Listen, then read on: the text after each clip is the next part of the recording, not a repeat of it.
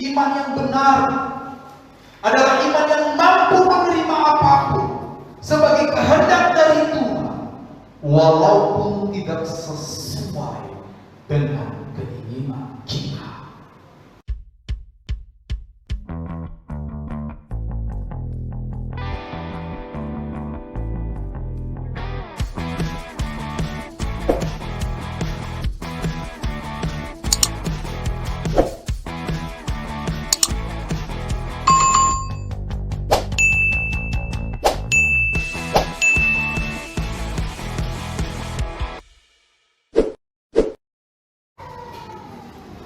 Shalom saudara. Apa kabar? Luar biasa.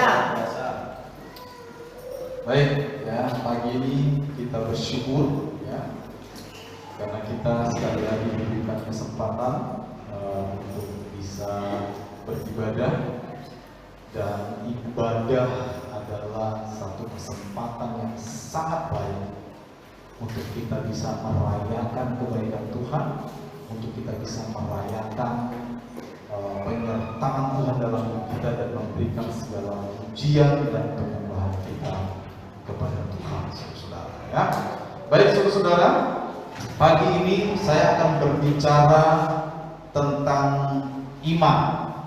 Ya, iman. Ya, iman yang akan saya bicarakan pagi ini ya, merupakan sebuah refleksi dari sudut pandang pengalaman Nabi Habakuk. Jadi kita akan belajar dari kitab Habakuk pagi hari ini dan mencoba melihat seperti apa Habakuk mempresentasikan atau menunjukkan imannya kepada Tuhan. Tujuan dari khotbah pagi ini supaya kita bisa memahami iman di dalam wilayah yang lebih luas atau di dalam skop yang lebih luas ya. Dan pagi ini sekali lagi kita akan melihatnya dari sudut pandang pengalaman Nabi Habakuk, saudara. Mari kita buka Alkitab kita terlebih dahulu di dalam kitab Habakuk pasal 2. Habakuk di dalam perjanjian lama, saudara. Ya. Habakuk pasalnya yang kedua.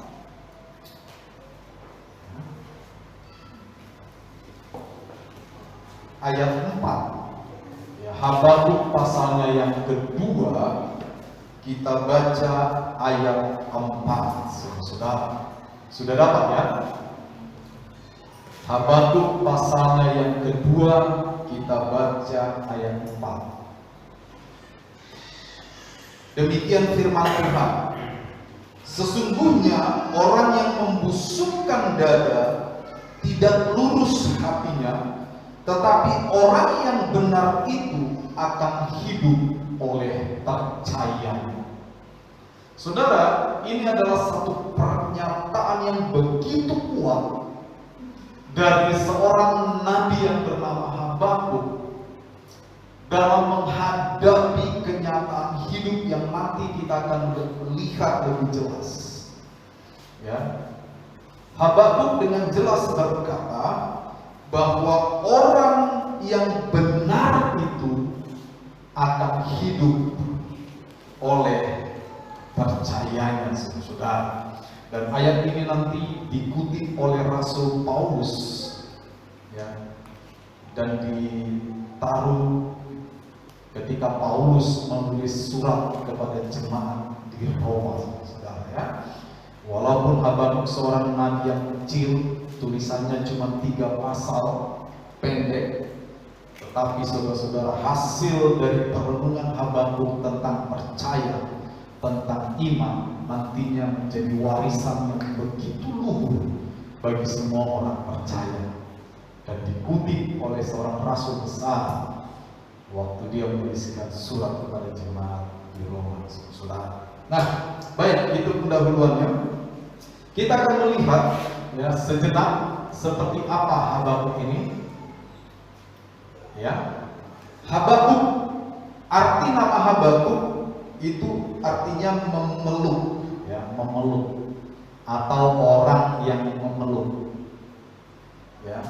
Nah, ada keunikan di dalam pesan Nabi Habakuk di dalam kitab ini. Kalau biasanya nabi-nabi lain itu mereka menyampaikan pesan Tuhan kepada umat Israel, ya. Jadi apa yang Tuhan bicarakan, apa yang Tuhan pesankan, itu nabi tersebut menyampaikan kepada umat.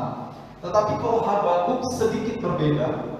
Habakuk ini, saudara-saudara, adalah nabi yang mengadu kepada Tuhan. Ya, dia mengadu kepada Tuhan mengenai umat Israel, atau lebih tepatnya umat Yehuda pada waktu itu. Ya. Jadi Habakuk ini adalah seorang nabi yang mengadukan perkaranya kepada Tuhan. Biasanya nabi itu menyampaikan isi hati Tuhan, menyampaikan pesan-pesan Tuhan kepada umat. Tetapi Habakuk menyampaikan atau mengadukan apa yang dia gugahkan, apa yang dia gelisahkan tentang umat kepada Allah. Ya, nanti banyak pakar menjuluki nabi ini sebagai nabi yang bingung, karena dia bingung. Pertama, dia bingung melihat keadaan bangsa Yehuda yang akhlaknya buruk, lalu kemudian dia bingung dengan sikap dan cara-cara Tuhan menangani bangsa itu, saudara-saudara. Nanti kita akan lihat dengan lebih jelas, saudara-saudara. Di dalam kitab ini kita dapat melihat bahwa Habakuk berbincang-bincang dengan Allah. Jadi kalau saudara baca Habakuk pasal 1 dan pasal 2, itu adalah perbincangan, dialog kepada Tuhan, ya. Dialog kepada Tuhan, Habakuk bertanya, lalu Tuhan menjawab pertanyaan Habakuk. Ya. Nah, coba kita lihat garis besar isi kitab ini. Ya. Saudara sambil lihat pasal 1 dan 2. Pada pasal 1 dan pasal 2, Habakuk sebenarnya sedang berjuang dengan dua pertanyaan besar. Ya. Jadi di pasal 1 dan pasal 2, Habakuk sebenarnya sedang berjuang dengan dua pertanyaan yang besar yang mengganggu pikirannya, saudara-saudara. Nah, pertanyaan pertama yang timbul di dalam pikiran Habakuk adalah, mengapa Tuhan seakan-akan membiarkan Yehuda hidup di dalam dosa dan tidak menghukumnya? Ya, Habakuk ini mempertanyakan. Di depan matanya dia bisa melihat bagaimana rakyat Yehuda, bagaimana para pemimpin Yehuda ini akhlaknya tidak benar, saudara. Hidup mereka buruk, hidup mereka jahat, tetapi dia juga tidak melihat bahwa Tuhan menghukum bangsa ini. Ya. Ini kegundahan pertamanya Habakuk sebagai seorang nabi.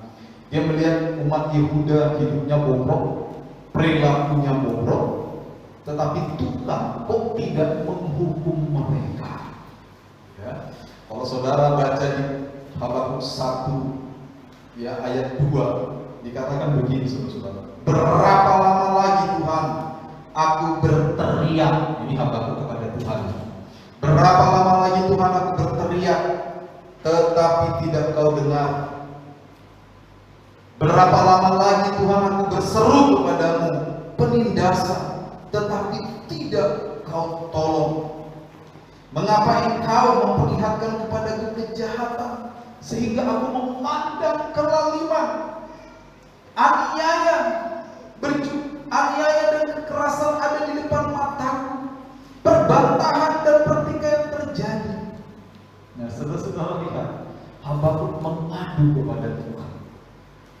Dia menceritakan, Tuhan, engkau lihat sendiri bagaimana keadaan bangsa ini begitu buruk, Tuhan. Bagaimana keadaan bangsa ini menjadi begitu jahat, umat pilihan-Mu, Tuhan. Kenapa engkau tampaknya diam saja? Kenapa engkau tidak menghukum mereka karena kejahatan itu? Ya, itu kegundahan pertamanya Habakuk. Tetapi kalau kita lanjutkan pembacaan ini, kemudian Tuhan menjawab Habakuk. Lalu kira-kira jawaban Tuhan itu secara umum seperti ini, secara garis besar. Oke, saya akan menghukum Yehuda. Ya, saya akan menghukum Yehuda atas segala kejahatan mereka. Saya akan menghukum Yehuda atas segala kelaliman, kefasikan mereka. Dan saya, perhatikan saudara, dan saya akan memakai bangsa Babel untuk datang dan memerangi Yehuda. Wah, saudara, ya. Di sini Habakuk makin gundah. Kenapa semakin gundah, saudara? Ini pertanyaan kedua Habakuk. Dalam pikiran Habakuk itu, Tuhan, bukankah bangsa Babel adalah bangsa penyembah berhala? Bukankah bangsa Babel itu justru adalah bangsa yang jauh lebih jahat ketimbang bangsa Yehuda? Bukankah orang-orang Babel itu tidak mengenal belas kasihan? Bukankah kalau mereka menyerang satu bangsa, mereka betul-betul akan menghabiskan bangsa itu? Tanaman-tanaman akan dibakar, kebun-kebun dibakar, hewan-hewan akan dimusnahkan, yang mereka bisa angkut mereka angkut. Bukankah bangsa Babel ini lebih jahat ketimbang Yehuda? Kenapa Tuhan kok seakan-akan gak paham keadaan ini? Kenapa Tuhan memakai bangsa yang lebih jahat untuk menghukum Yehuda? Oke, betul, saya memang menginginkan Yehuda dihukum karena mereka bertindak lalim, fasik, jahat di hadapanmu. Mereka penuh dengan penindasan. Tapi ya, tolong Tuhan, pakailah yang lain untuk menghukum. Kok Babel yang dipakai? Kok bangsa yang lebih jahat yang dipakai? Saudara pernah mempertanyakan hal ini kepada Tuhan yang seperti ini? Tuhan, saya pengen anak muslimah itu dididik ya, tapi kita ingin mengajari Tuhan bagaimana cara mendidik orang lain. Ya, ketika Tuhan mendidik dengan cara yang kita tidak sukai, nah kita protes. Pernah mengalami itu, saudara-saudara? Kita protes, Tuhan, kok gini?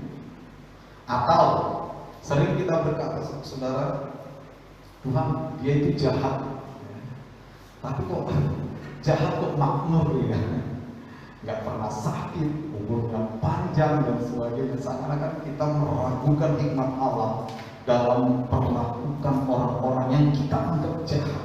Sama seperti Habakuk, di awal dia protes kepada Tuhan, Yehuda jahat, Yehuda lalim, Yehuda fasik, Tuhan kenapa kau menghukum dia? Begitu Tuhan jawab, oke, saya akan hukum, saya akan pakai bangsa Babel. Dia protes lagi, saudara. Kenapa harus Babel?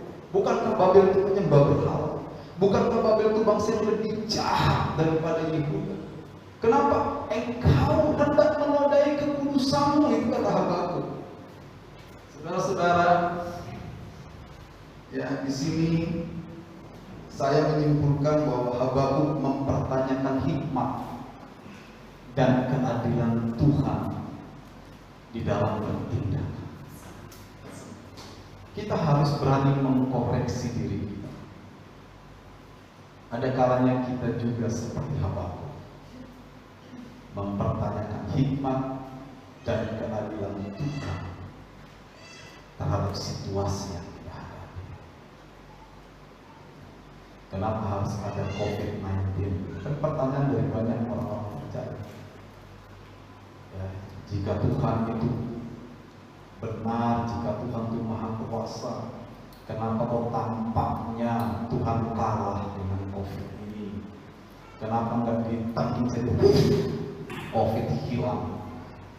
Saudara-saudara, mari kita belajar dari pengalaman Habakuk dalam menyikapi kesulitan, dalam menyikapi keadaan yang tidak mudah di hadapannya, terkait dengan bagaimana ia tetap mempercayai Tuhan di dalam kehidupannya, saudara.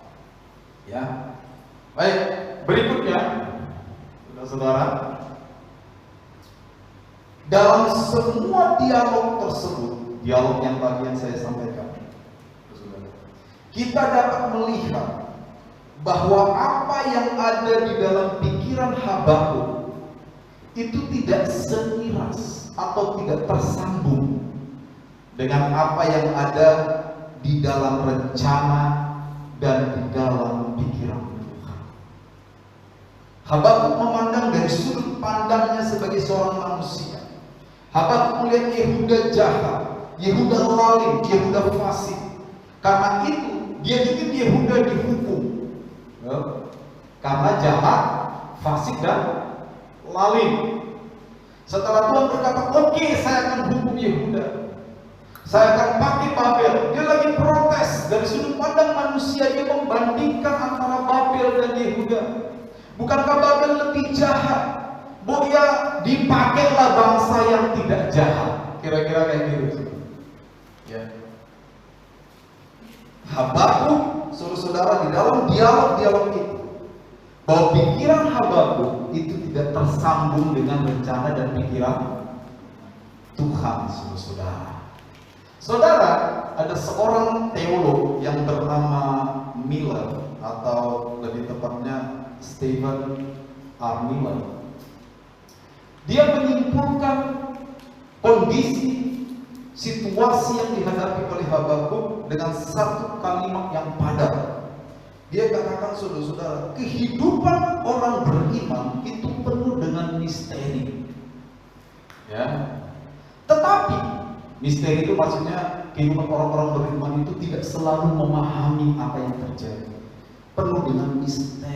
Kita tidak selalu dapat memahami pola pikir Allah di dalam kehidupan kita ketika Allah terlibat dengan kita. Itu penuh dengan misteri. Tentu saja karena kemampuan manusia berpikir itu tidak bisa sama sekali dibandingkan dengan kemampuan Allah berpikir. Jadi bagi manusia dalam menjalani kehidupan iman itu penuh dengan misteri, terlalu banyak yang kita tidak mengerti. Tetapi saudara, Miller melanjutkan, kita harus dapat mempercayai Allah. Kita harus dapat mempercayai Tuhan untuk bertindak adil dan bertindak penuh dengan kesetiaan. Nah, ini iman. Ini iman. Ya, saya ulang sedikit supaya kita sama-sama menangkap. Tidak semua situasi bisa dimengerti oleh orang percaya. Ada banyak situasi yang bagi kita itu merupakan misteri. Kenapa orang baik matinya cepat? Saudara pernah bertanya gitu kan? Kenapa orang jahat yang mabuk tiap hari sampai pagi kok nggak sakit liver? Kita yang jaga kesehatan rajin berdoa, saudara, kena liver. Kenapa?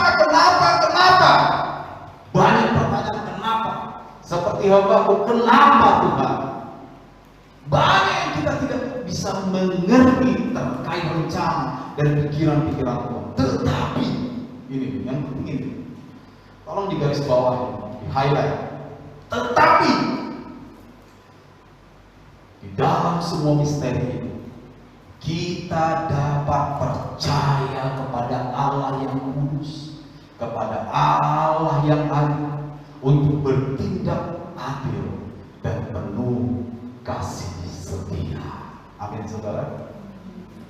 Amin. Artinya, saudara-saudara, Miller sedang melihat pergumulan Habakuk itu tersambung dengan pergumulan orang-orang percaya hari ini. Di sepanjang masa perjuangan iman orang-orang percaya, terlalu banyak yang kita tidak paham. Ya, terlalu banyak. Tetapi di tengah-tengah ketidakmengertian kita tentang banyak hal, tentang situasi-situasi yang sulit, di tengah-tengah misteri yang terlalu banyak yang kita tidak dapat mengerti, mari kita tetap percaya kepada Allah yang kudus. Mari kita tetap percaya kepada Allah yang adil, yang benar, untuk bertindak adil dan untuk bertindak di dalam kasih setia. Ya, itu kata Miller. Ya. Nah, pernyataan Miller yang tadi membawa kita kepada episode terakhir dari kitab Habakuk, yaitu pasal 3. Jadi mari kita fokuskan perhatian kita di pasal 3. Ya. Pasal 3 ini merupakan rangkaian respons Habakuk terhadap pasal 1 dan pasal 2.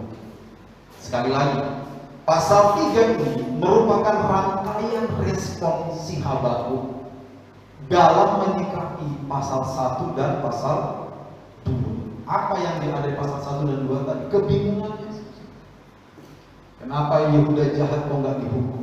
Tuhan bilang, oke, aku akan hukum. Pakai Babel. Kenapa harus pakai Babel? Intinya saudara-saudara, pikiran-pikiran di Habakuk tidak tersambung dengan pikiran dan rencana Allah di pasal 1 dan 2. Tetapi saudara-saudara, tadi kita udah baca di awal, Habakuk menyimpulkan di pasal 2 ayat 4 bahwa orang yang benar itu akan hidup oleh percayanya.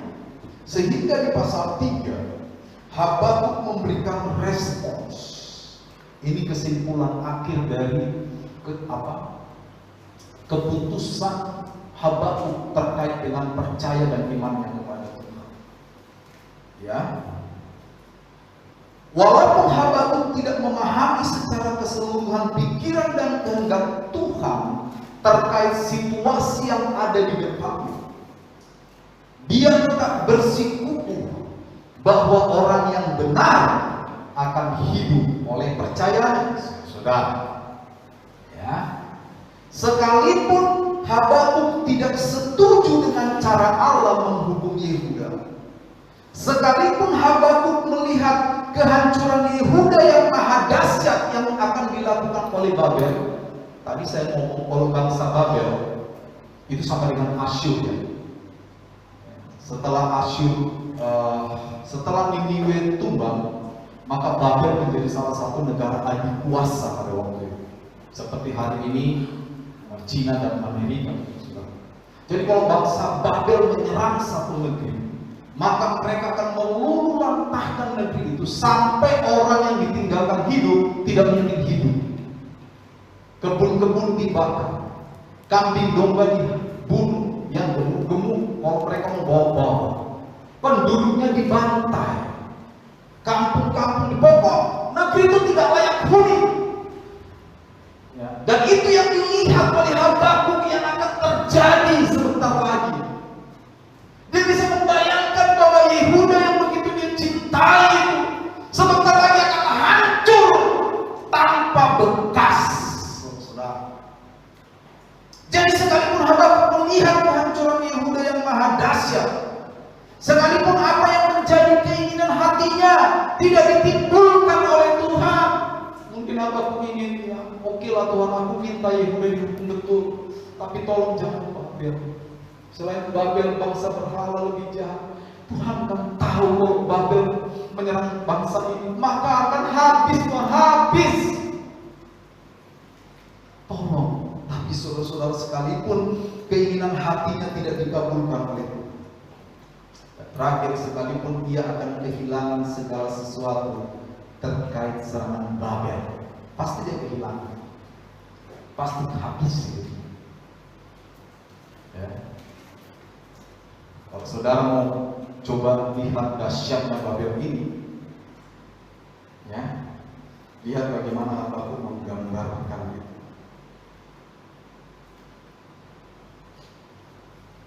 Mulai dari ini, saudara.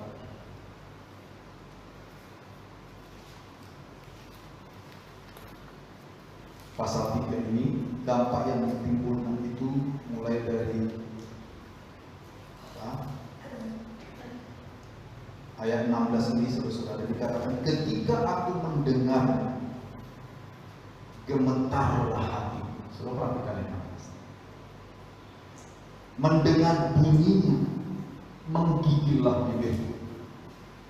Tulang-tulangku seakan-akan kemasukan sengal, dan aku gemetar di tempat aku berdiri. Perhatikan. namun dengan apa saudara? Dengan tenang akan menantikan hari apa? Hari Minggu, hari kesusahan. Saudara perhatikan respons yang luar biasa. Saudara perhatikan, dengan tenang akan menantikan hari yang akan mendatangi bangsa yang bergerombolan menyerang kami. Ini yang dimaksud Babel, bangsa yang bergerombolan. Lalu ayat 17 ini menggambarkan dampaknya. Apa dampaknya? Sekalipun pohon ara tidak berbunga. Kenapa tidak berbunga? Karena dibakar sama orang Babel. Pohon anggur tidak berbuah. Hasil pohon zaitun karena dibakar. Sekalipun ladang tidak menghasilkan, lalu kambing domba terhalau dari keringat, tidak ada lembu sapi dalam kandang karena dihanguskan oleh Babel. Ya? Jadi sekalipun keadaan yang sulit, kita akan melihat bagaimana Habakuk merespons. Ya. Ini respon Habakuk yang ada di ayat 18 dan 19. Sekalipun pohon ara tidak berbunga, sekalipun pohon anggur tidak berbuah, pohon zaitun mengecewakan, ladang tidak menghasilkan bahan makanan, kambing domba terhalau dari kurungan, dan tidak ada lembu sapi dalam kandang. Ini saudara-saudara gambaran penderitaan ekonomi yang diakibatkan penyerangan Babel kepada Yehuda. Begitu Babel menyerang, ya bahasa umumnya matilah kita, udah mati sih. Artinya mati dalam tanda kutip kita, nggak mungkin kita bisa hidup. Kenapa? Sumber ekonomi kita hancur, ya. Tetapi saudara-saudara, respons iman Habakuk ini bisa sebut iman yang benar. Di ayat 18 dan 19 dikatakan apa? Namun aku akan bersorak-sorai di dalam Tuhan. Di dalam teks aslinya, kata namun ini memiliki nuansa pilihan. Jadi kalau saya menerjemahkannya dengan bahasa yang mudah dimengerti, yang mudah dimengerti, sekalipun ini, lalu ayat 18, tetapi aku akan memilih untuk bersorak-sorai. Jadi ini adalah respons Habakuk. Nah, ini yang saya sebut sebagai iman yang benar. Dia memilih. Saudara, dari sini kita bisa melihat respon kita adalah sebuah pilihan yang jelas dari keputusan kita. Jumat yang lalu saya katakan di dalam doa malam, isu utama dari setiap yang terjadi di sekeliling kita bukanlah kegaduhan. Isu utamanya bukanlah kesulitan. Isu utamanya apa, saudara? Respons. Itu isu utama. Dan kembali pagi ini Habakuk memperkuat kebenaran. Yang terjadi di sekeliling Habakuk dan Yehuda adalah sesuatu yang luar biasa menakutkan. Tetapi respons akan memperlihatkan apakah Habakuk adalah orang yang beriman atau tidak. Dan kita bisa mendapati respon ini membuat Habakuk tetap memiliki iman yang benar, saudara. Seorang teolog yang bernama Packer atau J. Packer, di dalam bukunya saya baca beberapa waktu lalu dan saya kutip, dia menanggapi terhadap respon Habakuk ini. Dia berkata, saudara, bahwa ekspresi yang paling pantas, ini yang paling pantas dalam mempercayai Tuhan dalam segala keadaan adalah memberikan petunjuk. JIPK, seorang teolog yang luar biasa dipakai Tuhan. Ekspresi yang paling pantas, yang paling pantas ya, dalam mempercayai Tuhan dalam segala keadaan ini adalah memberikan penyembahan kepada Dia. Dan ini adalah sebuah pilihan, saudara. Betul? Ini adalah sebuah pilihan. Iman yang benar adalah iman yang mampu menerima apapun sebagai kehendak dari Tuhan, walaupun tidak sesuai dengan keinginan kita. Itu iman yang benar. Iman yang benar bukanlah iman yang selalu membangga-banggakan bahwa doaku dijawab oleh Tuhan. Bukan. Walaupun itu tetap bagian dari iman. Iman yang benar bukanlah ekspresi ketika doa kita dijawab kita bahagia, ketika tidak kita tidak bahagia. Bukan. Itu bukan iman yang benar. Iman yang benar adalah ketika kita mampu menerima kehendak Allah, apapun yang menjadi kehendak Allah dalam semua situasi hidup kita. Itulah iman yang benar. Seperti yang ditampilkan oleh Habakuk. Dia lihat kehancuran di depan matanya. Dia tidak ingin itu terjadi. Tidak mungkin dia ingin Yehuda, bangsa yang dicintainya, bangsa yang mana dipakai oleh Tuhan itu dihancurkan oleh Babel. Dia tidak ingin. Tetapi Tuhan sudah berkeputusan melakukan itu.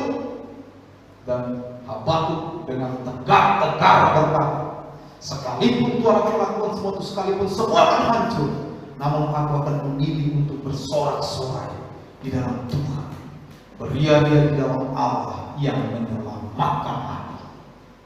Allah Tuhanku itu kekuatanku, yang membuat kakiku seperti kaki rusa, yang membiarkan aku berjejak di bukit-bukit. Ayat ini mengekspresikan adanya keyakinan dan harapan akan sebuah pilihan. Dan kita akhirnya tahu, walaupun pada akhirnya Yehuda ditawan ke Babel, setelah 70 tahun masa penawanan, Yehuda dipulihkan oleh Allah, dibawa kembali ke Yerusalem. Habakuk mampu melihat bahwa di balik kehendak Allah yang tidak sesuai dengan keinginan, selalu ada pengharapan yang menyelamatkan saudara. Ini adalah dampak iman yang benar. Ingat, iman yang benar yang ditunjukkan Habakuk, iman yang mampu menerima apapun sebagai kehendak dari Tuhan dalam segala keadaan. Nah, ketika kita mampu menghidupi iman seperti itu, maka dampak dari iman ini kita bisa melihat adanya pengharapan, pemulihan dari Allah di dalam kehidupan kita. Amin. Di dalam seluruh Alkitab, sejarah bangsa Israel, setiap kali bangsa Israel dihukum oleh Tuhan, selalu ada pemulihan yang menyusul kehukuman itu. Ini kebenaran teologis yang luar biasa. Apa yang bisa kita pelajari? Renungan kita. Habakuk sangat pasti adalah seorang yang sangat beriman kepada Tuhan. Itu pasti. Tidak diragukan lagi. Sebagai seorang yang beriman, Habakuk juga menyampaikan ide-idenya terkait keadaan Yehuda, sama seperti kita. Sebagai orang beriman, kita berdoa kepada Tuhan. Ada kalanya kita mengajukan permohonan-permohonan kita kepada Tuhan. Namun Habakuk melihat bahwa ide atau permintaan yang dia sampaikan kepada Tuhan tidak dijawab seperti apa yang dia inginkan. Ini isu yang ada di dalam kita. Tetapi isu utamanya tadi, ya. Namun respon Habakuk adalah ini isu utamanya, respon tunduk kepada ide Tuhan dan tetap percaya penuh kepada Tuhan. Sering saya katakan, Tuhan tidak pernah salah, Tuhan tidak pernah keliru, Tuhan tidak pernah gagal. Walaupun apa yang kita doakan tidak dijawab seperti apa yang kita inginkan, walaupun apa yang kita sampaikan kepada Tuhan tampaknya berbeda dengan pikiran-pikiran Tuhan dan tidak dijawab seperti apa yang kita mau, kita harus tetap dapat mempercayai Tuhan. Amin, saudara. Itulah iman yang benar yang ditampilkan oleh hamba. Itu sebabnya orang yang benar itu akan hidup oleh percayanya. Orang yang benar itu akan hidup oleh percaya. Kita dimotivasi, kita didorong melalui firman Tuhan tadi. Kesulitan akan ada, pasti tidak mungkin. Menjadi orang percaya itu tidak berarti bebas dari kesulitan. Kesukaan pasti ada. Keinginan-keinginan hati kita mungkin tidak semuanya akan dijawab yes oleh Tuhan, atau bahkan banyak yang akan ditolak. Tetapi kita tetap mampu percaya bahwa Allah yang kudus, seperti dalam Mila, Allah yang kudus, Allah yang benar akan mampu menjawab atau bertindak secara adil dan penuh dengan kasih setia. Orang benar akan hidup oleh percayanya merupakan kalimat Habakuk yang ia praktekkan terkait imannya kepada Tuhan. Habakuk betul-betul menghidupi kalimat. Oke Tuhan, saya sudah mengutarakan keinginan saya. Saya sebenarnya tidak sependapat dengan Tuhan. Saya pengennya begini-begini, tapi karena Tuhan maunya begitu, saya tunduk. Karena saya tahu Tuhan tidak pernah salah, Tuhan tidak pernah keliru, Tuhan tidak pernah gagal. Aku akan tetap bersorak-sorai, aku akan tetap beriak-riak, karena aku tahu Tuhan penyelamatku yang akan menjejakkan kakiku seperti kaki rusa di bukit-bukit. Adanya pengharapan di balik setiap kesukaan. Ketika kita beriman dengan benar, pengharapan akan pemulihan itu akan terjadi bagi kita semua. Sebagai orang percaya, kita seharusnya meneladani respon Habakuk ini dalam hal beriman. Ya, saya pikir itu yang bisa saya sampaikan pagi ini. Ya. Tuhan memberkati kita semua. Kiranya kita semakin dikuatkan, ya.